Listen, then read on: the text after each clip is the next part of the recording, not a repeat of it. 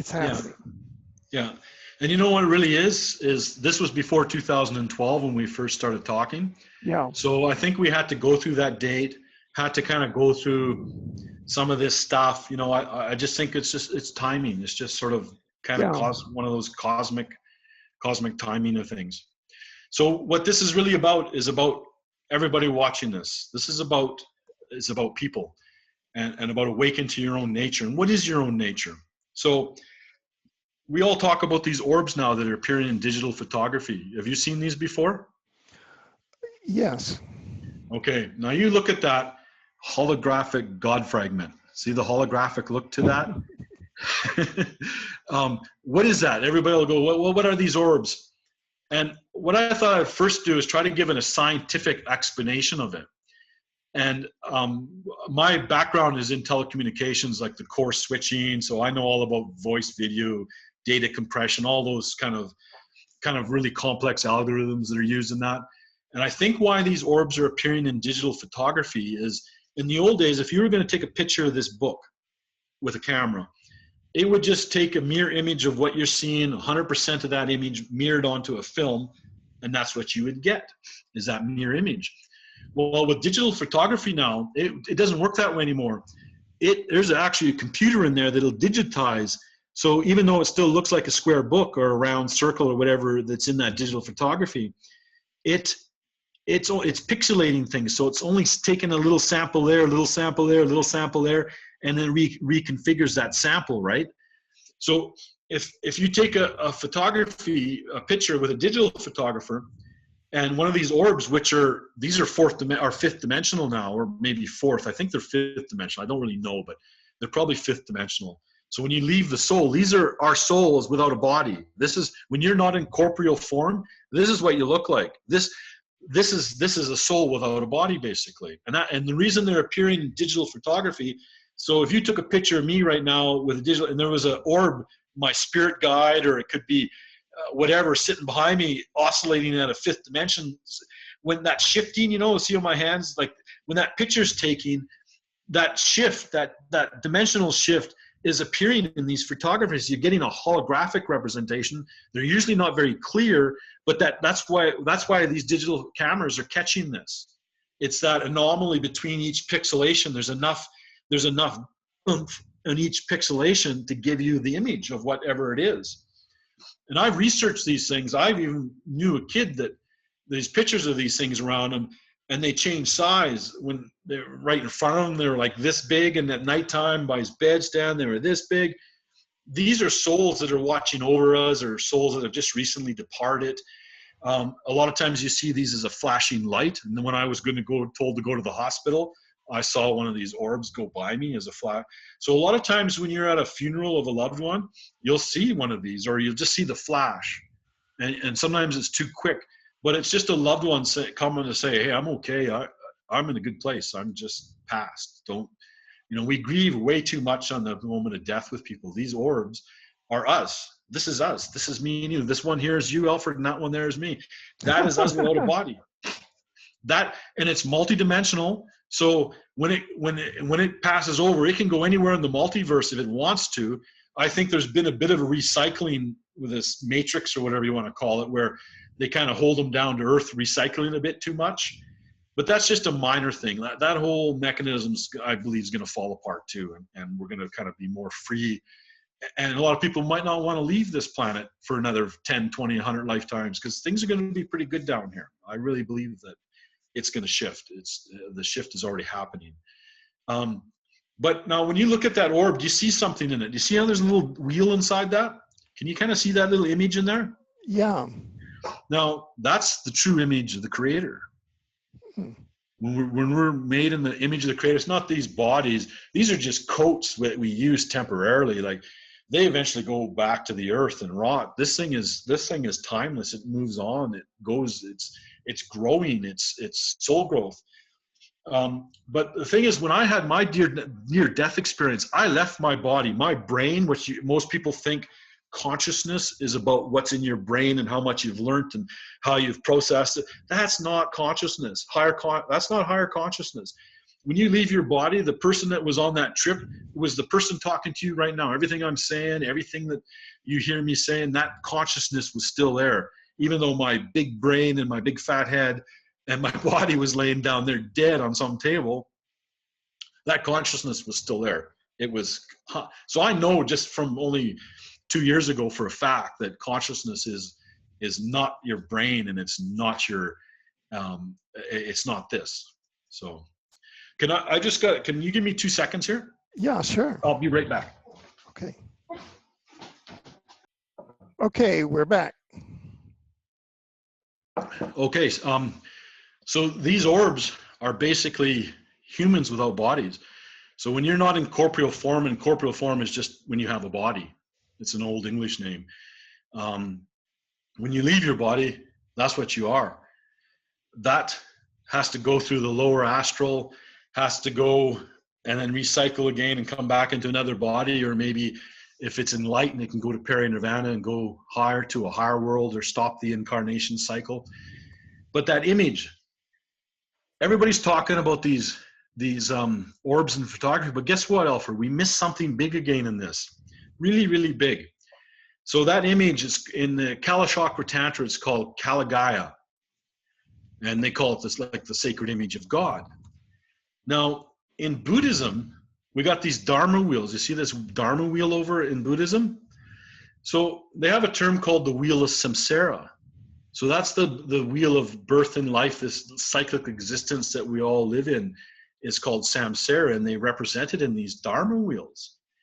And so, but if you look over at this orb, can you see the Dharma wheel in there? The exact same thing that's in Tibetan and Hindu art thousands of years ago is in these Dharma wheels, or these orbs that are showing up in digital photography. It's the exact same thing. And there's a clue here. You see all these little round circles going in here? This is a multi-dimensional God spark. You know, for me to try to explain what this is, you know, no race can build this. So if the Anunnaki really did come here and, you know, with some building blocks of DNA, because that's all they had, was they were playing with Lego, genetic Lego. They built something, crossed something. They can't create that.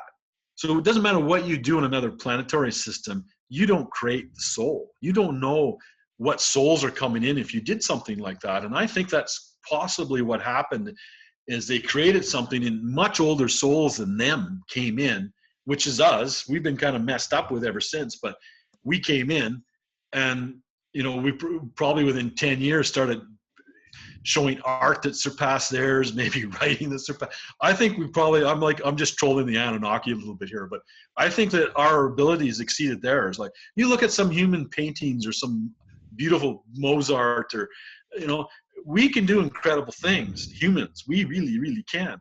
And it comes from the soul. All this stuff comes from the soul. It's not coming from our heads like we think. It's coming from our soul.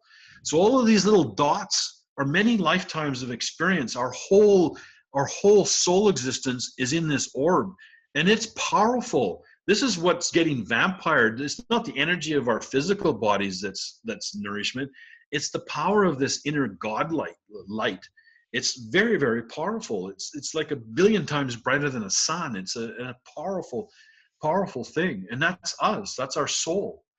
And sometimes you see pictures and you don't see that Dharma wheel. You'll see kind of more multi-colors. I think that is an angel. I don't think the angels, when you see them in digital, they won't produce a Dharma wheel because they don't have incarnations. They're different than us. Their role's different. So I think that's why you'll only, when you see a Dharma wheel like this, that's a human soul. That's what we're seeing. And it's appearing in our literature, or in our digital photography. But look at this, the Indian flag has it. You see the Dharma wheel in this orb over here? It's in the Indian flag. It's in these ancient rock carvings. They knew about this. They saw this stuff a long time ago in the past, and, you know, we've kind of missed some of it, but this is in our past. They knew this. They knew that the Dharma, these Dharma wheels were actually, the wheel of samsara basically is what I'm trying to say in Buddhism, is actually literal. That's a literal wheel. It's, our soul literally has our wheel of samsara with all our lifetimes and all our memories and everything. I don't know how many memories, because I think a lot of them are suppressed. I don't know if they can be wiped or if they're just suppressed. But everything's in there. That's our soul consciousness. That's who we really are. That's as beings. That's what we are. And the reason I talked about this dual sun theory is now that you can see this holographic God fragment of light, this internal light, it's affected by magnetics and electrics in a big way. So as these two stars come together, you get higher density, higher vibration, higher dimension potentially, and these souls will have a golden age. We're in a good period. Whereas when these suns are, so it's the evolution of consciousness. And when you say evolution of consciousness, you're really talking about the evolution of these souls. That's really what's going on. And that information is somehow contained in that wheel. Very interesting. Yeah. And we missed it again. Like everybody's talking about Dharma or about these orbs, but they're not seeing everything. There's more to it. So holographic God fragment or inner light, the God spark. I've got a dog at the door. I'm just going to be 2 seconds again. Sure. He's going to scratch. Okay, and we're back. Yeah, so these orbs that are appearing in digital photography now, it's a holographic God fragment or this inner God spark. Your Buddha nature, that's what they are. It's a very powerful light source. It's eternal. You know, it goes on. It's the life stream that seems to go on forever. It has to form a symbiotic relationship with the mind, the body, and the spirit. So all three of them really have to be in a symbiotic relationship. Mm-hmm. Before we're born, it attaches to our lower chakras many months before birth. And this is not some kind of parasitic attachment. To be an ensouled being, this is what occurs. This is not a parasitic thing. You don't really have a life until one of these two things come together, the body and the soul. It can be moved along the Shishnama region of the spine, so that your central nervous system, that's what a lot of meditation techniques do, is to try to move this life force along your spine so that your chakras open up, and that's part of the process of attaining enlightenment, basically. And its electric and magnetic properties aren't fully understood. So this is where that science and spirituality haven't come together yet. These casual electricities of the body, or the casual auras of the body and the spirit, we have a long ways before scientifically we can approach this from a scientific, but these casual spheres exist just the same. We all have a soul. We all have this, even though it's kind of hard to prove with pure science. It's you got to take that sort of big step out into the etheric realm, basically. And all our information's encoded in this multidimensional light somehow. So this is the creator's part. This is something bigger than us or any extraterrestrial race. You know, you can't create the soul. You might be in the future. We might be able to read them. We might have devices that we can, read them and see your past lives and things like that. But I don't think that any race will ever be able to create one. I really don't. It's that God spark. It's something beyond the properties that we understand. So it's really the soul essence without a body. That's what we're seeing with these orbs. And it's multidimensional light source, and it has polarity. This is important to understand the polarity. There's a polarity to it. And that's why it's affected by magnetics. That's why when these stars come together, these binary system, why consciousness is rising and falling, is because consciousness really is what this orb is. It's not what we think consciousness is in between our eyes and our brain. It's something more than that. And that Kalagaya that's a sacred image of the creator, I believe. It's that's what they called it in the Kala Chakra Tantra. It contains all those past lives and soul experiences. And that's why how much money you make and how big of car you drive or how big your house is, all these material things and ego related things and how many degrees you have, they're not really that important. The soul to soul experiences and stuff in life is really what is important to the soul. All that other stuff is just materialism and nothing, basically. So it literally is the wheel of samsara. So when they talk about the wheel of samsara, it's literally encoded into our souls. You can see it. So all these crazy wars that we've had, all these horrible tragedies, those souls just come back again. They can live again. There's hardly anything that can damage the soul. Even lifetimes of darkness, the soul is very resilient. It can rise up from it and find its light again. We can all drop the bag of rocks and find our inner light again. We don't have to carry these bag of rocks around with us like we do on our shoulders. We got to let them all go, because the soul is, when you understand what the soul is, and understanding this is really going to help people understand the mechanics of enlightenment. And if you understand the mechanics of enlightenment, you understand why you have to do certain techniques to become enlightened, and why a lot of meditation techniques just won't work. They really won't. They'll become more of a burden than they will have actually enlightened you. And I told you they appear in, but the only thing that can destroy them is a nuclear explosion. So I think that's why a nuclear warhead is an abomination, because if your soul is right at ground zero, that thing gets fragmented from just the nuclear explosion. There's no coming back and reincarnating. There's no going to peri-nirvana. Like, you've ended it for that creation, that soul creation. You've destroyed something that is of God in a way, or of the creator. And so that's why the divine feminine has to come back to this planet. Just the fact that we have nuclear warheads pointed at each other still is beyond reproach. It's crazy. It's like, we're literally, when you start blowing them off, you're not just destroying lives, you're destroying souls, literally. So Yeah. nuclear. Right. Could I ask you, what's the source of your conclusion there? It's again kind of there's no scriptures, that part. It's just my feeling that why when you understand this stuff, you can kind of understand that I do understand this stuff. It's light. It's multidimensional light, and the only thing that could shatter that and potentially break that up, because it is affected by magnetics quite a bit, right. And it's affected by this dual sun. It's affected by eclipses really in a big way, especially lunar eclipses really affect this inner light. So you can just imagine what the magnetics and the electrics at a ground zero of the nuclear explosion would do. I think it would just fragment it so much that it would never refragment. I could be wrong, but I don't think I am. Well, let's just look at some alternatives, because that's a pretty dire conclusion.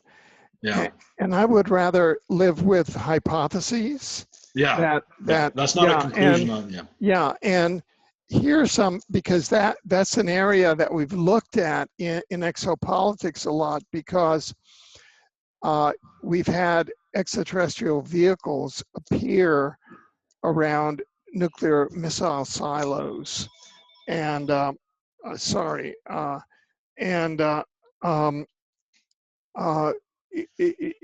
shut down missile silos. And some of the information that has come through is the following, for example, that in immediately adjacent dimensions, there are vast advanced cities that exist in immediately adjacent dimensions.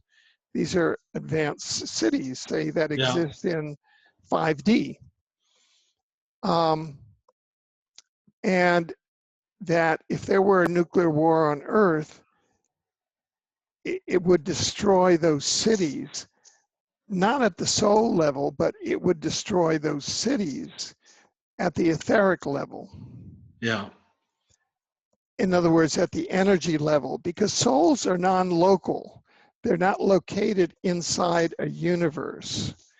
And the soul is not located inside a universe. It's always non-local.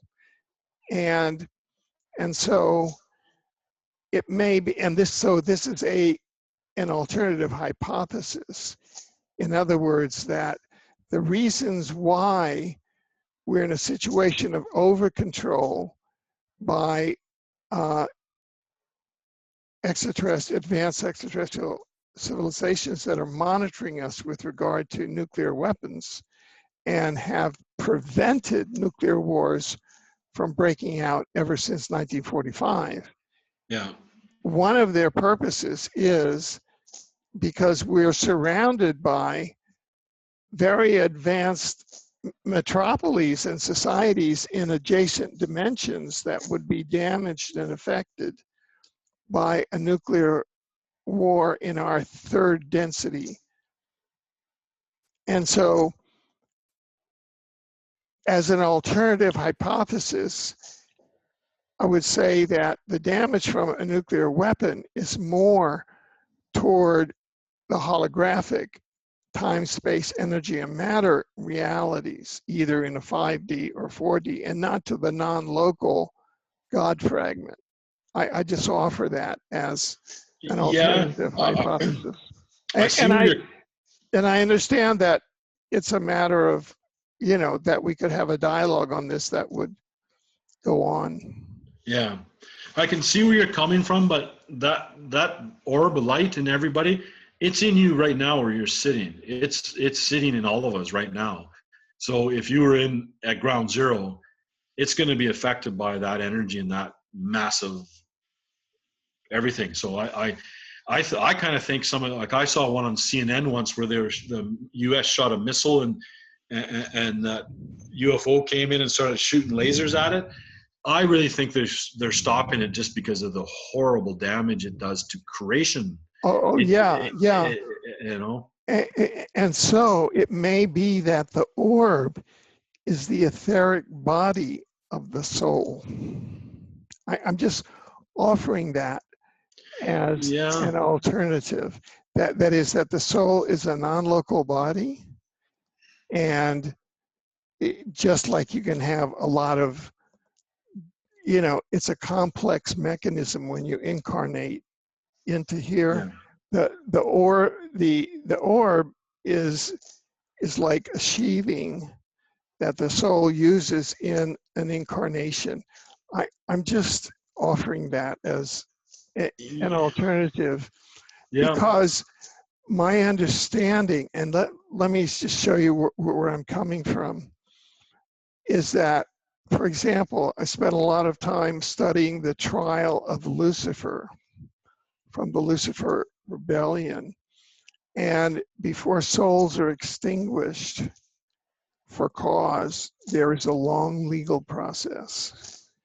And since a soul is a holographic fragment, only source can extinguish it.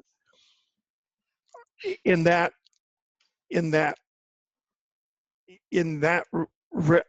kind of line of stuff.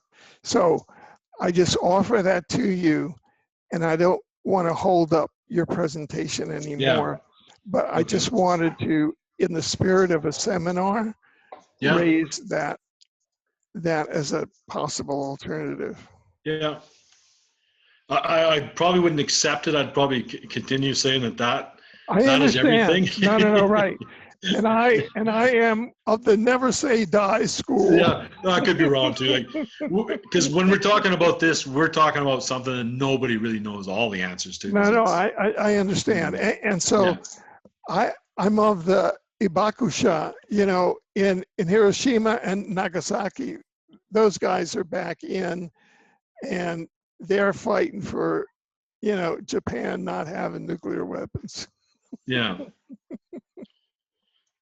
Anyway, let's go on. I'm sorry. I only have one additional question in this section, which I will answer at the end of this, which I will ask you at the end of the quiz. Okay. So we're seeing these Dharma wheels in Tibetan Dharma wheels. Even in the Bible, Ezekiel's wheel, you asked about that last time. Is there much, one guy was taken up in a spaceship and flown away, like that's in the Old Testament. So some of this interaction with potential extraterrestrial races goes back even into the Old Testament. So we got many names. You can call it the spirit, the Buddha nature, higher self. But the problem with the soul and our existence is our souls are overshadowed by our minds and our five senses. So the mind thinks it's the center of everything, and it uses the body and the five senses, the smells, the taste for pleasure. We live a very much a mind-body existence, and a lot of people don't truly recognize the soul. We often say we do, but we don't truly live in spirit. And truly live in spirit, or to be born again, as I say in Christianity, is not just baptism, it's to be reborn again in spirit, is to become enlightened. So that's when really the mind, body, and the soul are in proper synchronicity, and reaches the crown chakra. So there's actually a shift. It goes from your lower chakra, it has to shift and go to the crown chakra. And there's a lot of new agers out there saying when you open the pineal gland, you're enlightened. That's not correct. The pineal gland is the sixth chakra. It has to reach the top, the crown chakra. So enlightenment has nothing to do with opening the pineal gland. The only thing that when the pineal gland's open and that chakra is really fully functioning is you might have extended extra capabilities, paranormal capabilities. Psychics are very much got their third eyes open. But a lot of psychics aren't enlightened because they haven't shifted to Buddha nature and it has reached the crown chakra. So there is a definite difference between the two. And it's really the internal gateway to universal consciousness, the soul. So it's really the connection to a greater thing. And it needs a life force to survive too. And it draws on natural prana. And that's why I was saying that to really understand the teachings I'm giving is you got to be connected with nature. You got to live in nature. You got to plant a garden. You got to go for walks in forests. Prana comes from nature. That's the God force, the Jedi force. It's in nature. It comes from flowers. It comes from the tips of new pine trees. It comes from even grass, anything growing alive. Have you ever been in a greenhouse and you really feel uplifted as soon as you walk into that greenhouse? That's from the prana of all the flowers and the plants. That's what the soul needs. So that's why in Kriya Yoga and a lot of the Buddhist techniques, the deep breathing is very important because you're channeling the prana that's coming in with the in-breath down into the spirit, into the Buddha nature, into that little round fragment. That's where it gets its power from, is from nature. So we really need nature and a good environment to have the balance in the world. It's not just so we live healthy, but to become an enlightened societies again, we have to be connected with nature. It's probably more important than most of the techniques is just being in nature without your mind thinking and judging, just being in nature with clear awareness. And that's a kind of a meditation technique that we can talk about later. But so it draws from prana. And it's also, the prana is also called vril, chi, and Taoists, they call it the chi energy. It's all the vril, prana, chi is all the same thing. And you've probably heard of the Vril Society in Germany and stuff. I think some of these secret societies know these teachings too, but it doesn't work for them very well because they couldn't channel the vril, and to gain polarity, you have to have a loving heart. And so if you don't have that component, it doesn't work. And I think that's where some of these sort of occult, darker things come into play for them, because these old teachings just don't work for them, as their heart's in the wrong place, basically. But they know about it. I'm pretty sure they do. So we want to talk about these aura electricities of the casual body. And Sri Yukteswar mentioned them again, this Kriya Yoga master, in his book, The Holy Science. And he said they're not identified by modern science. They weren't back in the 1800s. They're not now. But an atom under the influence of chit, which is universal knowledge, this is where the importance of developing wisdom mind forms a calm state.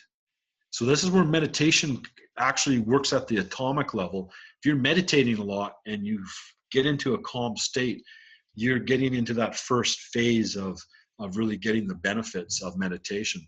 And you'll see a lot of Westerners, they'll say, oh, you should meditate or you should look within. You know, that's a big one that's used all the time. And the first mistake every Westerner is going to make is they're going to go look within with the mind and the body, looking, well, where are we looking? You know, my mind thinks it's the center, and, you know, it starts looking. You can't look within with the mind. The mind has to stop for the Buddha nature to be revealed. There's a difference. So your meditations, whatever ones you use, should really be removing the obstacles of the body and the mind, so that all that's revealed, or all that's left, is the Buddha nature, the spirit. You're living in spirit again. But he said, when spiritualized, it's called Bodhi or Bodhi. And when it forms Bodhi, it's magnetized and has two poles. So this orb within inside us has two poles. It has a positive and negative pole. And this is important to understand, because these poles actually have to shift to gain enlightenment, so that it goes to the crown chakra permanently. And there's a technique for that we'll get into later. But these 5 aura electricities that form our casual body, when they're under the influence of universal love, they produce this magnetic field. So that's why when you're loving heart and all this stuff, it sounds like new age fluff. It actually truly is important to get to that space, a more loving space, because it's at the atomic level, at the physical level, and at the spiritual level. It's that spirit is getting magnetized or polarized, and so that it can go to the next stage, which is to flip polarity and reach your crown chakra. And we'll talk about that. But it's neat when you see this. There's a saying in Tibetan Buddhism called bodhicitta. So you see bodhi and chitta. It comes back from this ancient teaching in India. Bodhicitta in Tibetan Buddhism means that a monk will do everything he possibly can to reach enlightenment in this lifetime, to help other beings gain enlightenment. So that's the vow of the bodhicitta vow. Bodhicitta vow is that vow, basically, where they say, I'm going to do everything I can to become enlightened in this lifetime so I can help other sentient beings. But you can see where where this terminology actually came from. It goes back to India. And Tibetan Buddhism, a lot older than Shirak Tishwar, but he's getting this information out of Vedic literature. So it's well known. So this little orb of light you see up in here, when it goes into a body before birth, it is right there. That's where your Buddha nature is. And that's why I said, when you get scared, you put your hand over your stomach, because you're protecting that inner nature. Or when your heart's broken, it doesn't hurt over in your heart here. It hurts right at the heart chakra. That's where you feel the pain when your heart's broken, like a love, something like that ends, or somebody passes in your family. It's not in your head, because it's your spirit. And these chakras, there's more than 7. Like there's more points than 7, but the main it comes in 7s. There's 7 chakras, and there's 7 bodies, these casual bodies. And a lot of people, they have a problem with it. They go, oh, that's chakras. You know, you can't do an autopsy on a person and find the chakra. It's a light thing. So when this orb, this powerful light, enters your body, it is what powers up your chakra system, your whole chakra, and they all correlate with an organ. So, you know, there's your pineal gland, your throat chakra, your heart. You know, they all have a different organ, because they can work in synchronicity. So those 6 etheric bodies that are generated right from your etheric body, your emotional body, your mental body, all the way up to your nirvanic body, they're just like an aura around your physical body.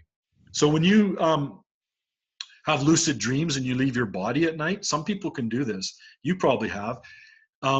Look down at your physical body in this dream. You've left your physical body in these types of dreams, but you still have a body with you. You have your etheric body.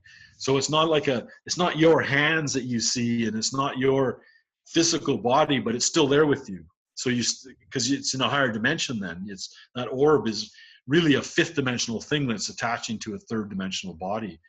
And then that the chakras in these casual bodies are really just powered up by this at a higher dimension. They're like kind of working at a higher vibration than our physicality is. but they work in unison. And so the entire chakra system is lit up by this orb. You remove the orb, that whole thing powers down, and those other 6 bodies collapse, and you're just left with a corpse, basically, a physical body. That's all that's there after death. But when you're alive, you have these multiple bodies, and you can see that when it's really not until that Buddha nature is down here that it shifts up to the crown chakra. Then you've entered the spiritual plane. You're connected to all that is now. You have a much greater connection to oneness or whatever in an enlightened state. And that's basically, that person would have had to shift that orb from there to permanently at the top. And that's what these teachings are all about. It doesn't matter if you look at a Vedic teaching, a Buddhist teaching, all of them are about, and I really believe even the early Christian teachings, it was at Matthew 6:22, therefore thy eye be single, the whole body shall be full of light. Jesus is talking about the same thing, about how to become enlightened, illumined, fully awake, God consciousness, whatever you want to call it. So Shirak Tishra said that he figured it might not be till the Tetra Yuga that science kind of merges with spirituality and we understand these 5 aura electricities.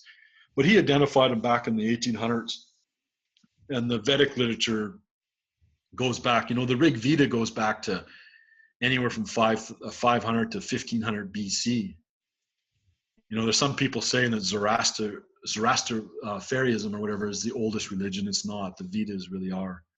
And probably some of the teachings that the Australian Aboriginals have would probably be even older, but they weren't really documented and stuff. So this is the hard part, is how do we shift this Buddha nature from those lower chakras to the top chakra? That's a hard, how do you do it? What everybody knows, you got to meditate, you got to look within. There's all these catchy buzz phrases out there. And there's a little bit more, it's a little bit more than just that. And I explained to you how 2 stars can affect consciousness rising and falling. Other things affect consciousness as well, this Buddha nature. And the 2 main things are eclipses, solar eclipses and lunar eclipses. And I'll explain some of that now. But there's other research that have shown the effects of magnetism on souls. And this was a Canadian, his name was Albert Roy Davies. And he published, I think, 3 books. I think 2 were co-authored, but he's a world-renowned physicist. And he did research on the effects of magnetic fields on human consciousness, on human behavior. And that people were in a calm and tranquil and a negative magnetic field. But when you change it to a positive, you'd think it would be the opposite, but it's kind of the opposite in things. But when it became a positive magnetic field, people became agitated. And this is all documented by scientists, that we are affected by magnetics.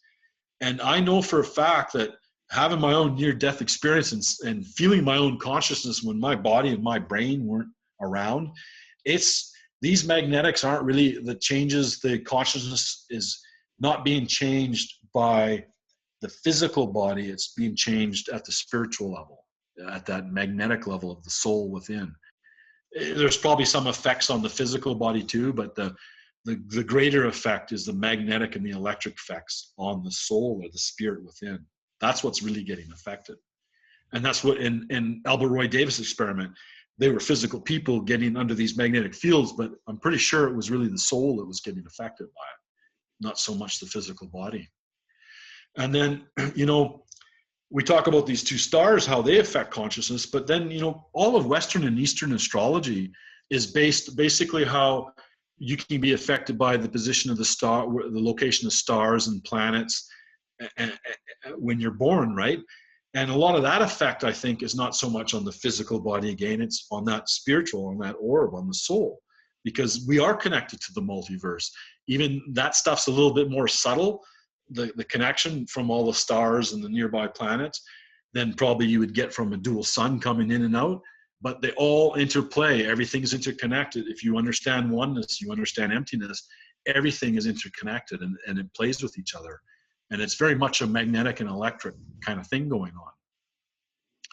Another, that Japanese, he's passed now, Masaru Emoto, you've probably all heard of that, where he took pictures of ice crystals forming with different energy, like where you played Mozart, you'd get this nice picture of a ice crystal forming. You play heavy metal, you get kind of distorted ones.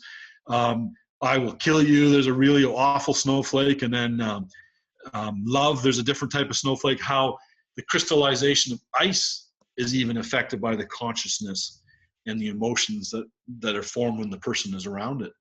It just shows you how interconnected we are to things. You know what I mean? That's what I'm trying to get at. This is that you really got to understand how much the soul is affected by magnetics and electrics to truly understand the rest of this teaching that we're going to give today. So you've probably heard of him. So what we got here is, if you look at this diagram here, can you see my cursor okay there, Alfred? Oh, yeah. So you see on the right, that's where the soul normally is. Each one of these are your chakra centers. So you see how the sixth chakra, where the third eye is, a lot of people think that's where enlightenment presents. It's not. It's at, you see how it's inversed at the top where it's connected to the multiverse? That's enlightenment. That's the nirvanic body. That's the crown chakra. That's where the connection is, right? So I just did this for effect. You see the menorah, the 7 candles in the menorah represents the 7 chakras. And I believe what each chakra is capable of doing, because in Tibetan Buddhism, they have these things called singing bowls. And each bowl will resonate at a different frequency.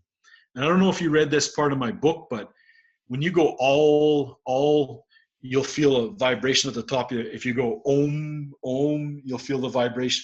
Each chakra will vibrate at a different sound, but it also can it's like a prism. It fragments source light, God light, source light, whatever you want to call it, at each point. So they're just vortices that are powered by this inner orb, and the human body is just a vessel to allow this to occur. So our bodies are quite incredible when you think about it. But it's stuck down here in the lower chakras. So some people who meditate and a psychic, they might be able to bring it up the body, up the central. This is the Shushanam region, the base of this.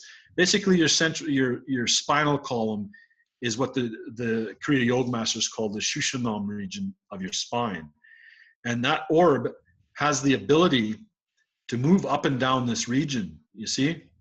And if you were meditating and you moved it up to there, your third eye, your psychic abilities might expand. But in most humans, it quickly goes right back down to where it normally is, right there.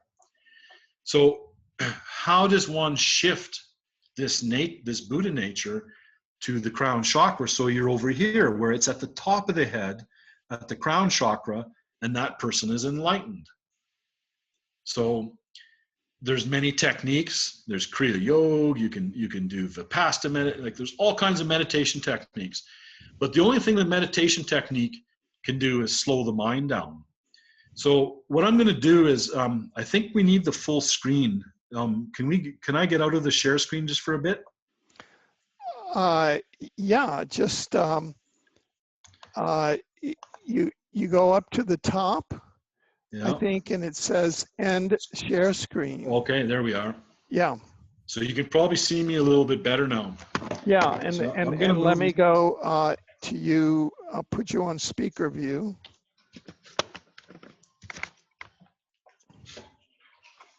So I've got props today, Alfred. Oh, good. That's funny when you watch all of this stuff. Other people are producing these really elaborate videos. I've got 3 balls on a string here to make this next demonstration. So it's a cheap prop. It looks, it looks interesting.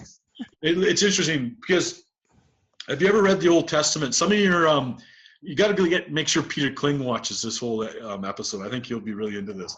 Well, he's gone to the mountains, you know. Oh, he's bugged out, has he? You and he are off grid. Yeah.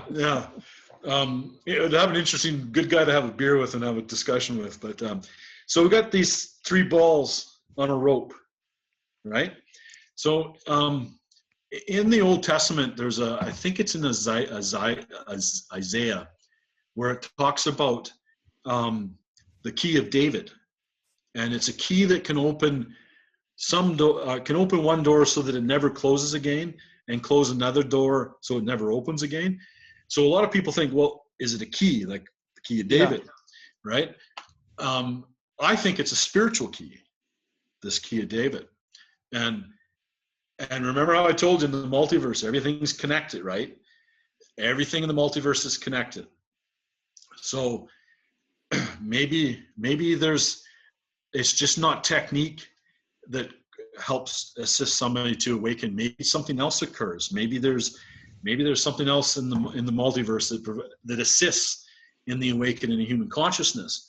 So what I've done is I don't know if you read the part in the book where about 3 days into writing my book, I was trying to figure out how I'm ever going to explain the interplay between the mind, the body, and the Buddha nature, the spirit. It's a hard thing to try to get somebody around the head. So imagine this is the sun, and this, we'll call it the sun mind for this example. So this is your sun mind, and in the middle is your earth body. See how that's even got the earth on it there? I've really got high-end props here today. That's your earth body. That's your body in the 5 senses. And at the very end of the string is the lowly moon spirit, the Buddha nature, your Buddha nature, the real supernova of you. But in the typical human condition, the sun mind thinks it's the center of you. It's spinning all the time. It never stops spinning. It's thinking this, it's thinking that, it's judging, it's making distinctions, it's making preferences. It wants to be famous. It wants to, it wants everything. And it'll even use the body and the 5 senses for pleasure, for whether it be sexual pleasures, taste of food, whatever. It uses the body. And as the body grows old, the sun mind can even get depressed because the body's lost its youth, right? So this sun mind in this example, and I'm probably going to knock something over giving you this example, but this is the state of the human condition. Our mind is spinning around in a perpetual eclipse of ignorance. Remember, ignorance in Buddhism is not lack of knowledge, scholarly knowledge, it's a lack of your true nature, your Buddha nature. So we're spinning around. Our sun mind thinks it's the center of our solar system. It has all its concepts, its opinions, and we're just spinning and spinning and spinning, lifetime after lifetime, worrying about this, worrying about that, and using our bodies. And the Buddha nature, the moon spirit, is at the very bottom, and it's perpetually eclipsed. You see this? If you looked at this is in a perpetual eclipse. The Buddha nature, the moon, is never revealed.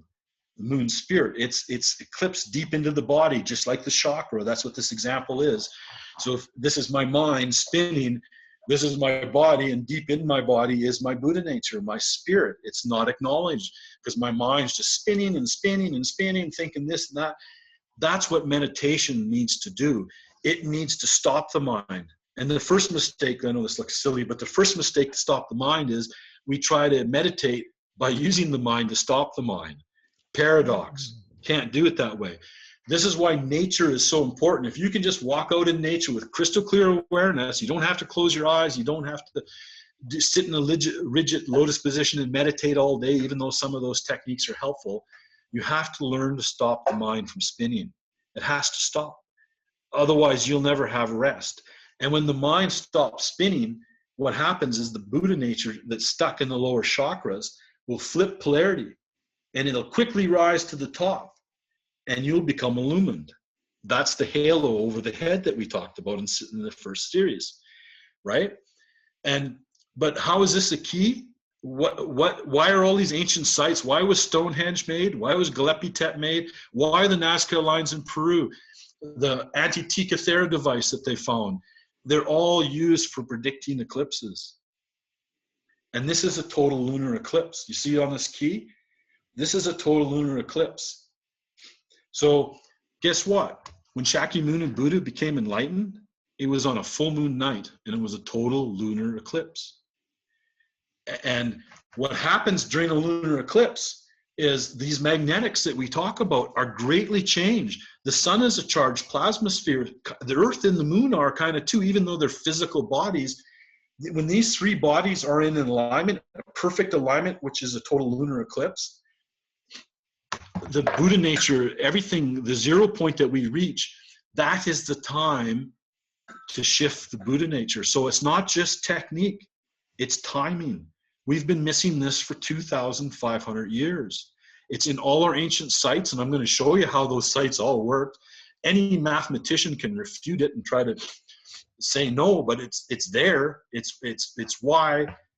And so when I thought about this, I knew people were going to need an explanation what actually happens. Why do we get to a cosmic 0 point during a lunar eclipse? And you know, when I started researching this, because to see how far it went back, it's known in the Tibetan Buddhism. In the Kalachakra Tantra, now this is that separate teaching that Buddha gave to the first Kalki king of Shambhala. When Shambhala is the inner earth place, or it might be on another planet, a king came to Buddha after he was enlightened and asked for a teaching, and it's called the Kalachakra. Of course, we only have fragments of the Kalachakra today. And this teaching has the mathematics. This is 2,500 years ago. The Buddha gave, Shakyamuni Buddha, the fourth Buddha, gave to the first Kalki king of Shambhala. He took that teaching back, and all of Shambhala became enlightened. It became an enlightened society. Now, I've often wondered, this is why I haven't taught this teaching or brought it out really yet, is how come it was withheld? And it's because we were going into the dark age. This wasn't needed in the dark age. That dark night of the soul can be very severe on somebody newly illumined during the dark age. We're still in the Dwapara Yuga. People still need to be careful about this when they do it. I think a lot of monasteries and stuff wanted you to be around other monks that were enlightened, because archons and negative influences can't come around other enlightened beings. It's just like a no-go zone for them. It's too much light for them, right? So there was protection there, maybe, I don't know. But so I'm really hoping we are out of the Kali Yuga into Dwapara Yuga, because otherwise I'm giving this teaching maybe too soon. It's something it's a hard thing, you know, but it's important that people understand this. And now when we go into the rest of it, how did Buddha have the ability to do mathematics that can predict eclipses thousands of years into the future? And why is that in the Kalachakra Tantra? It's there because this is important to understand. And in Tibetan Buddhism, when there's a total solar eclipse, which is the opposite of this lunar eclipse, that's when the sun and the moon's kind of in between the sun and the moon. A total solar eclipse, they see it as a universal energy magnified 1,000 times. So what they do on a solar eclipse is that's when they pray and have special and that's what all these light workers and stuff, they should be during a solar eclipse. They should be meditating. They should be thinking about the next cycle, a clean world, a better world, because our thoughts really do multiply, and they multiply during eclipses. And guess what? In ancient China during the Dark Age, they used to have court astronomers that would have to predict when the solar eclipses occurred, and they would go out and smash on pots and pans and make as much noise as possible because they thought a dragon was eating the sun. So they were trying to create the maximum fear at the wrong time where it's getting magnified. And that's back to the old tricks of, you know, you might not think, but the dark ones know how to use they know all this stuff, and they use it against us basically. So a solar eclipse is a time for meditation. You will not become enlightened during a solar eclipse. And Buddha even taught this, that all people become enlightened at night. Only time a lunar eclipse will happen is at night. And the only time, they're also called blood moons. So you remember, so think about it. We go through 2012, based on my theory. We leave the stanzas period of the Kali Yuga / Dwapara Yuga. We're fully into the Dwapara Yuga now. What happens as soon as we leave 2012? Bang, we have 4 tetrads. Remember everybody talking about the tetrads, and it's going to be doom and gloom and all this stuff about the tetrads. Guess what? Right in between the tetrads, which is right now the Jewish year of 577, we have that other astronomical event occurring where Jupiter moves into the womb of Virgo and comes out just like, because much of Revelations is just astronomy, basically. They're talking about what's going to go up in the heavens. And right after that, we have triad. So in 2018, 2019, we have a triad. This is quite uncommon. So one of the Jewish / Christian rabbis that was writing about this, I wrote him way back in 2008 and said, these tetrads aren't doomed. This is a spiritual thing that's coming up, and you got it all wrong, buddy. And of course, they just had to run with it because it's doom. Like these so-called watchers aren't watching very good. And so I really believe that why we saw this is right after we leave the stanzas period of 2012, just like it's in the Mayan predictions and the Kala Chakra and everything else. Shirik Tishwar's Yuga cycle, we leave it.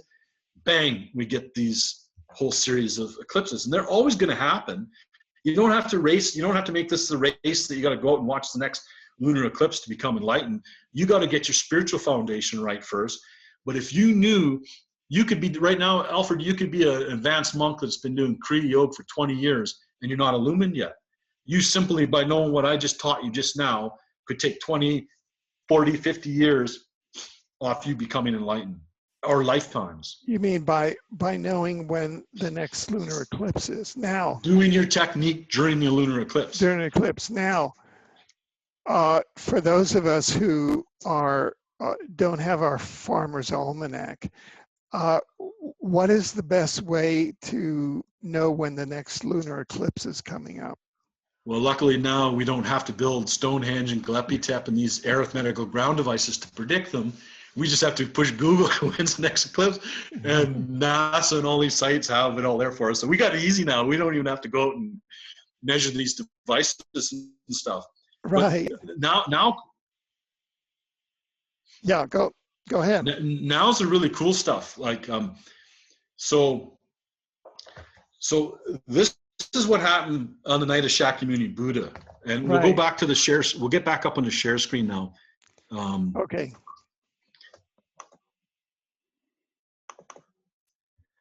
So we're gonna. Can you hear me and see me? Yeah. And everything? Yeah. Everything's working fine. So we'll get down to the right part now.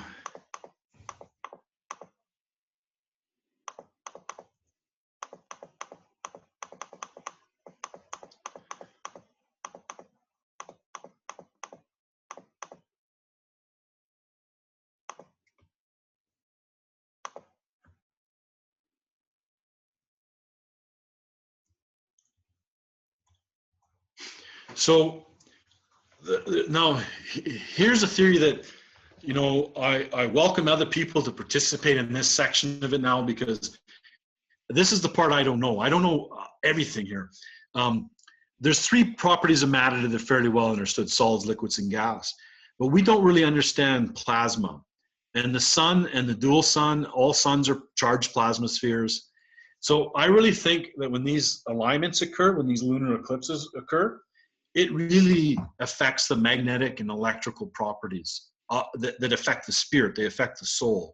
They probably affect the physical body some too, but it's mainly the soul.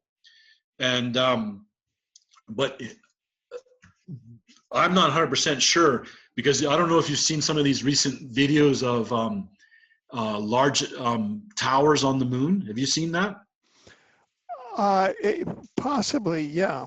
Yeah. So say I was a bad Anunnaki and I wanted to build a psychotropic technology that could beam energy down on the planet to kind of keep us all in a stupor all the time. Yeah. Where's the best place to put your antenna that it can reach everywhere on Earth? Yeah, the moon. So you put that antenna on the moon, and then you want it to last for thousands of years to be powered. You would use sunlight to power it, right? Yeah. Probably. Well, the only time there's no sunlight on the moon is during a total lunar eclipse.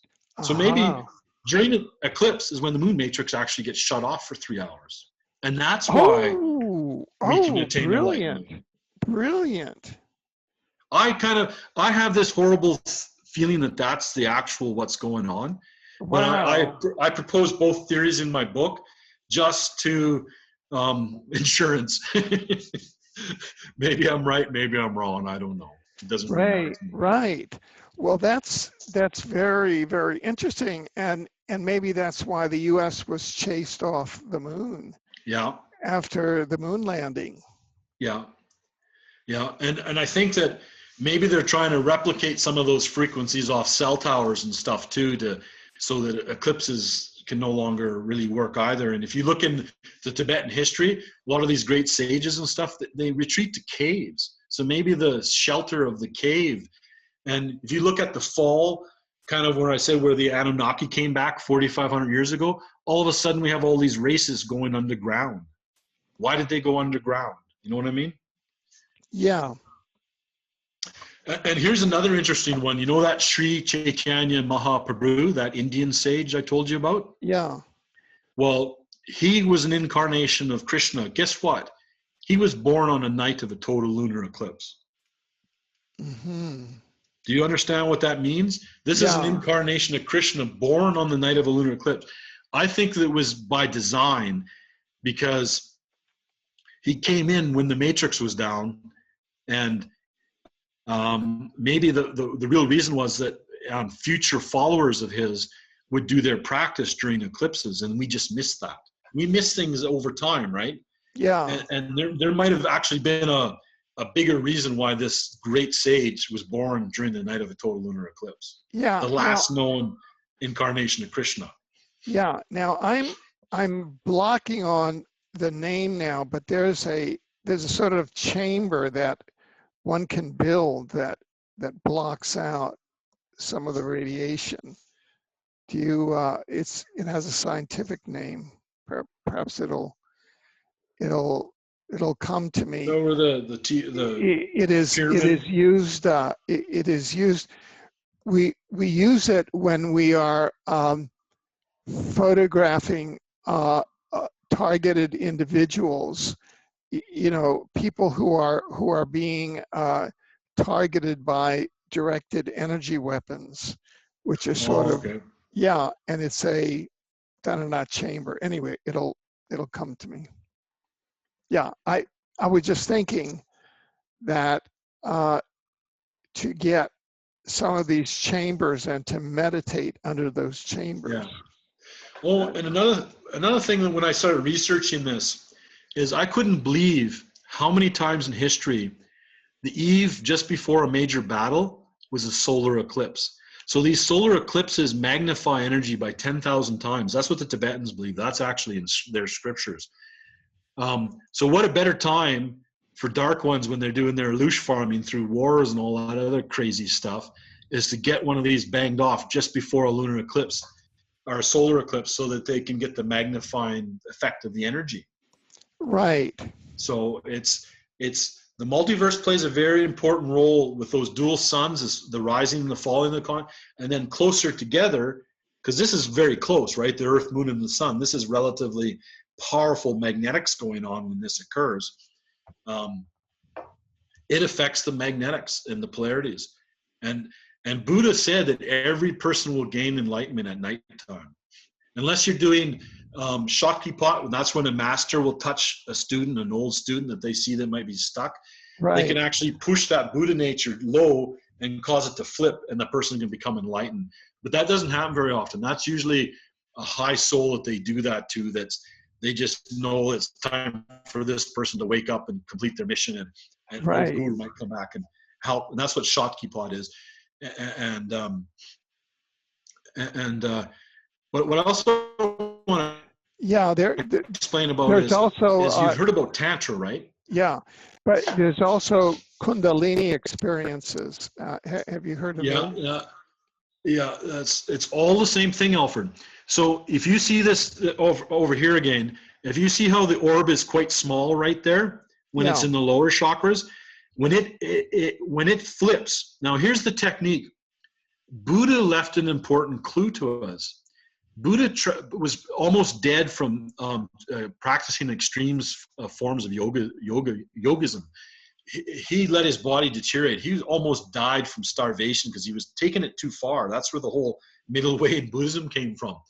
But his enlightenment leaves a very important clue for us, because sometimes, and I call them accidentals, there's some people waking up right now who become enlightened. They go to bed suicidal one night and they wake up the next day fully enlightened.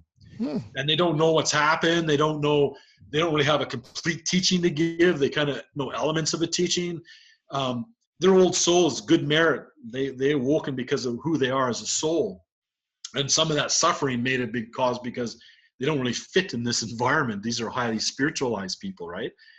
So, but Buddha taught us an important thing. You know, you see this, how this soul can move up and down the central nervous system. You can, through meditation, Kriya Yoga, you can get this moving up and down, up and down your central nervous system. What happened to Buddha, though, is he gave up. He was almost going to die. And you know, when you go to a park and you hit that bell and it goes up the pole and it rings when it gets to the top? Well, that's what we're doing when we're practicing these different, whether it's Kundalini or whether it's just Kriya Yoga or whatever, is we're moving this life force up and down, which is important because it's opening up the chakras, etc. We're moving this life force, but we're just moving it up and down all the time. And a lot of people get stuck in that and they just kind of give up. And it's like, I don't want to do meditation anymore. Nothing's happening, whatever. What happened to Buddha is he sunk below that chakra. See the last chakra here? Yeah. He sunk below it. And this orb of light has polarity. It has a positive and a negative charge. And the mind is very positive. It's spinning, like that example with a spinning mind into eternity. So it keeps that Buddha nature low. And what happened with Shakyamuni Buddha during a full night, see the blood moon up in the corner here? Yeah. During the lunar eclipse, he was almost given up. He sunk to the bottom. And Eckhart Tolle apparently had a similar experience where he was in a real low point of his life, goes to bed and wakes up the next day enlightened. I really want to know if I ever meet the guy, if there was a lunar eclipse, because I'm pretty sure there was, because I know there was for Buddha. Yeah. And that Kriya Yoga master in India says he became enlightened on a full moon night. A lot of Kriya Yoga practices are on full moons. All these Tibetan practices are on full moons. And guess what, Alfred? The reason why all these people got caught up in these blood moons that were on Jewish Hebrew days and feast days is because the Jewish calendar is a lunar calendar. All their high holidays are on full moons and new moons. And the reason for that is I think it goes back further into our past that our ancients knew this. What I'm teaching you right now was known in the time of Atlantis. Göbekli Tepe is the example of it. It was known 13,000 years ago. This is not New Age. Like a lot of people will be watching this and go, that guy's talking New Age crap. It's not New Age. This is Old Age. This is older than any Earth-based religion, I think. I really do.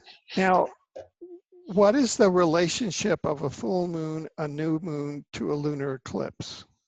All lunar eclipses only occur on a full moon. I see. They don't occur on every full moon, and all solar eclipses occur on a new moon, but not every new moon. So I think. But the weird thing is about these lunar eclipses that landed on all these feasts and high Jewish holidays is we just came out of the stanzas period in 2012, and bang, we get these first a tetrad and now a triad. Everybody's out there talking about doom. We should be talking about enlightenment. That's what these are for. We need to learn this. This will take lifetimes, if not decades, off a path to higher consciousness. But you want to be around the right people when it happens. You don't want to, because the negative side hasn't left yet. I don't know. It might have another 100 years. It might have another 5. I don't know. Yeah. There's still darkness there. You don't have to dwell on that or be fearful, but there's still darkness. So why they call it Kundalini rising is because once this sinks below and it flips polarity, it's like what they call getting hit by the diamond thunderbolt in Zen. It goes straight to the crown chakra and enlightenment is instant. And so that that door is open now and it can never be closed again. That's the key of David. This is the key of David, kind of like the key of David. It's a spiritual key. It's not a physical key. It's a spiritual key. Yeah. So why they call it the serpent uncoiling in the Kundalini sex is that orb actually expands. It flips polarity and then it expands. And that expansion is the uncoiling of it. And then it rises. So Kundalini rising, getting hit by lightning bolt and Zen, and shifting the Buddha nature, they're all the same thing. So what we've had here in this second picture, this is individual ascension. So you have planetary ascension, you have individual ascension. And the most thing you should be worried about is your own ascension, because then planetary ascension is only going to happen that much sooner. Yeah. You know what I mean? Yeah. Huh. So I've went through this already, but that's the only time that this moon matrix is down. So these total lunar eclipses is the time. So it's not just technique, it's timing and technique. If you already mastered Kriya Yoga, if you already mastered the past, if you've already slowed your mind down and because you can't bring your mind with you. Your mind has to stop during this process. And why Kundalini and Kriya Yoga and stuff are so effective is the practitioner has been moving that life force in their meditation, so they can move it more effortlessly. It's not like they're going out and watching this. And maybe you can do some of the things that Buddha did. He was played out, being just tired, just being played out. Helps this sink. It's got to sink below the first chakra to flip. It's got to go. What causes it to sink below the first chakra, though? Well, that's where it can either be Kriya Yoga techniques, or it can be, in the case of Buddha, he gave up on life. Somebody that might just had a loved one die might suddenly become enlightened because they just given up. You know, their soul is so heavy that it just sinks, and then bang, they wake up enlightened, and they're like, what's just happened to me? Right. That's happened. There's quite a few cases like that where people had people die around them, or something really tragic happened in their lifetime. Yeah. Now, for those who aren't familiar with the terminology, what do you mean by Kriya Yoga? Kriya Yoga is that technique that Babaji gave to Lahari Mahasaya, and I believe that the third and fourth Kriya that he taught was really Krishna's Kriya, the same Kriya that Krishna taught. Okay. And it's a technique about where you cycle, when you do a breathing technique where you're moving that life force. So you're moving your Buddha nature through your whole chakra system. And having that ability to do that effortlessly really comes into play during a lunar eclipse. I see. So are you just visualizing moving? Not really, because if you use your mind, the mind gets in the way. It's you letting it sink more naturally. And the best way for Westerners is just be really tired too, because you don't want the mind to get in the way. If you go out with the mind and you're still in the mind, nothing's going to happen. Like that's why a lot of people have seen these things and nothing's happened, because they're not doing the technique. Yeah. So it's very important to master the technique and then know about the timing. But this really this will help a lot of people get to that point much, much, much sooner. So Shakyamuni Buddha became enlightened during a full moon.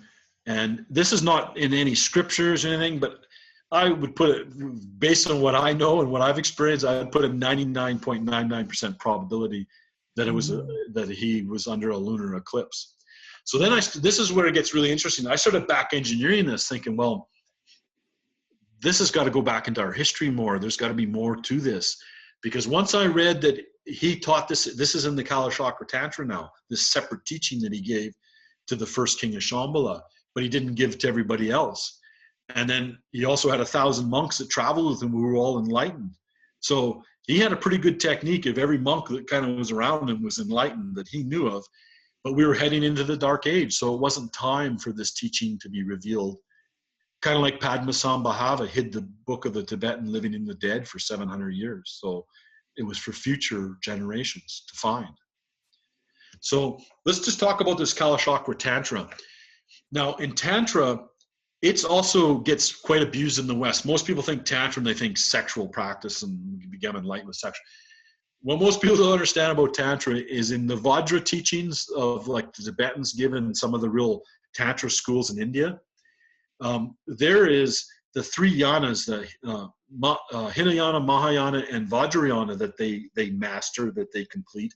But there's another 6 inner and outer yanas that they practice. And like one of them, for example, is Tumo. And that's where these monks can sit out in the frigid winter and they generate heat because they're doing a special type of meditation. They go through years of all these other practices before they get to Tantra, the actual sexual union.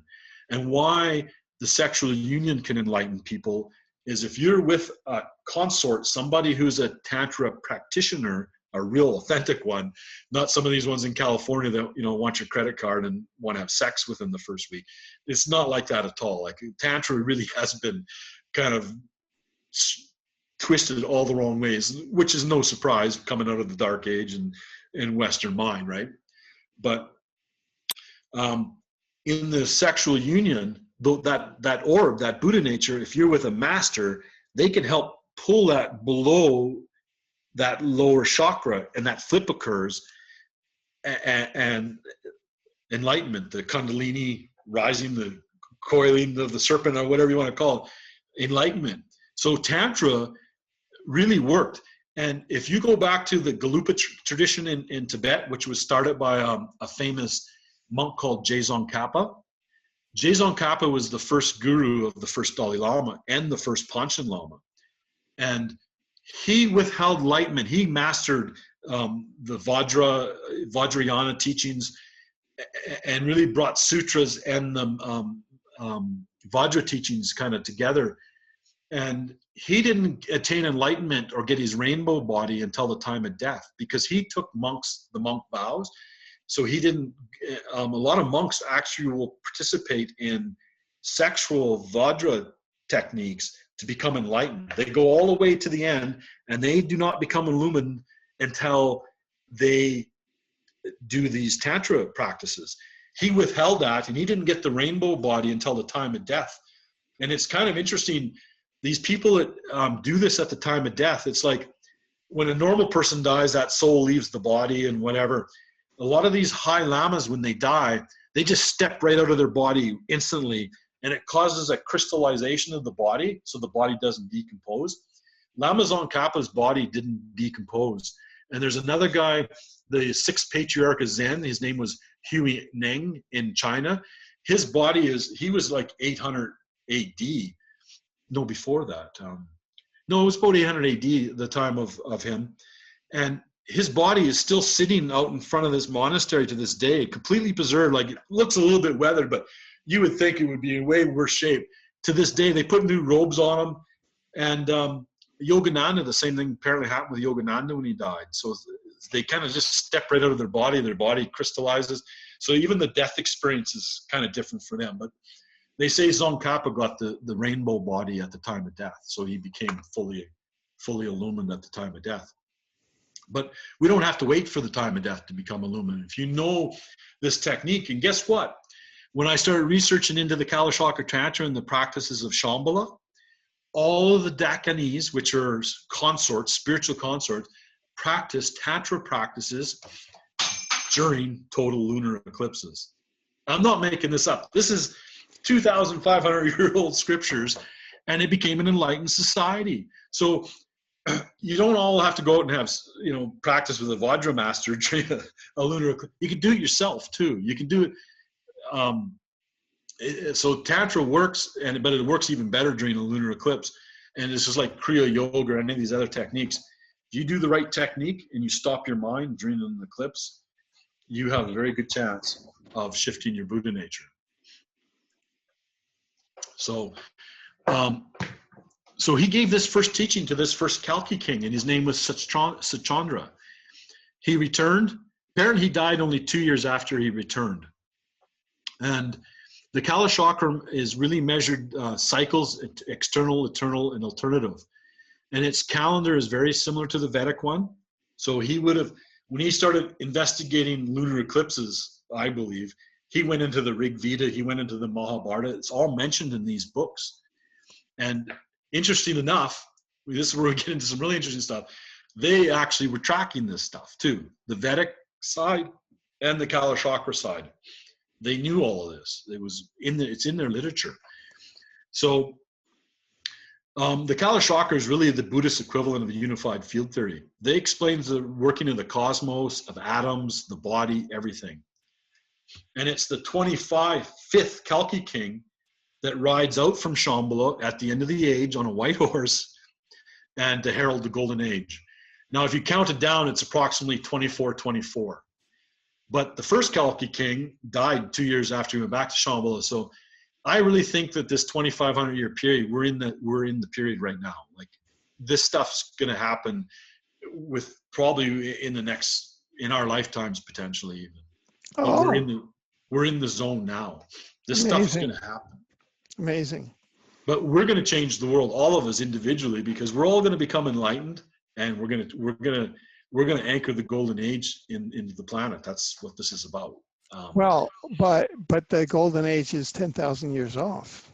No, it's not quite 10,000 years off, and we've entered the stream of the golden age. We're already virtues at 50%. We've doubled the virtue radiance since 2012, and we've entered the stream of the golden age. So as a conscious being, we can create whatever we want. These effects by these two stars, it's kind of like the same effects of astronomy. They're just effects. Like, you might be a Scorpio or a Libra. They're just subtle effects. Any one of us are capable of rising above all of this stuff and creating a golden age right now. So that's what I'm proposing here today, Alfred, is that we have a premature golden age because we have the capability to do that. Oh, well, that's now you're talking. We can do anything. We really can. We so grossly underestimate ourselves and the power of our spirits. We've been whitewashed and kind of dumbed down so much. It's shocking, and that's why I'm doing this presentation, to kind of let everybody know where we're at really in the Kali Yuga, to have a little bit of hope in that, and to really know that we are the change agents, and we can bring this all on a lot sooner. We can just have one continuous golden age. So we can really accelerate into golden age. Yes. Okay, good. Yeah. Well, proceed, please. Yeah. Just the magnetics of two stars is just effects. We can rise above that. We have the power, like that soul. We can do anything. And so that's why getting caught up in some of this stuff is kind of limiting, because we're not limited. I really don't believe that. Right. So in the Kala chakra astronomy, in this Mula Tantra, only of course fragments remain. Where did the rest go? All the four Tibetan schools teach portions of the abridged version of the Kala chakra Tantra. These time cycles also involve the position of the planets and the stars, but also the breath during meditation. So they were very much into cosmology, but also the techniques. And they saw them all as one. It was all tied together. And it presents the mathematics for calculating the timing of eclipses.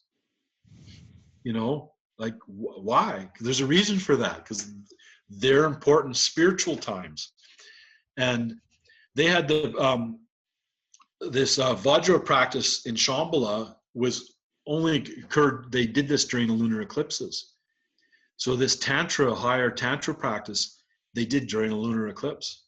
So Tantra in lunar eclipses, because when this king went back to Shambhala, what I've understood in the literature is Shambhala was very much like a Vedic Brahmin type society. The same mirror of what these blue people presented on the surface was kind of going on in Shambhala.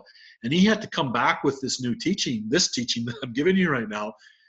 And there was a lot of conflict, like a lot of rishis and monks and stuff left Shambhala. Apparently they all went back again, but they didn't like it at first because it was a major, and even though Shambhala might have been a higher society, when a Buddha comes to the earth, you know, people come and listen, right? It doesn't matter where you're from. If you're, you know, it's a big thing, and they came and listened. And this Kalki King got this teaching from Shakyamuni Buddha, but it wasn't widely taught. And some of these linkages I'm making, I can't even find them in literature. I'm making these linkages because I know for a fact what I'm teaching you right now. This is not just somebody's research. This stuff I know for a fact will work for somebody. I know it. That's just the way it is. I got to be humble about it, but I know it. I do know it. And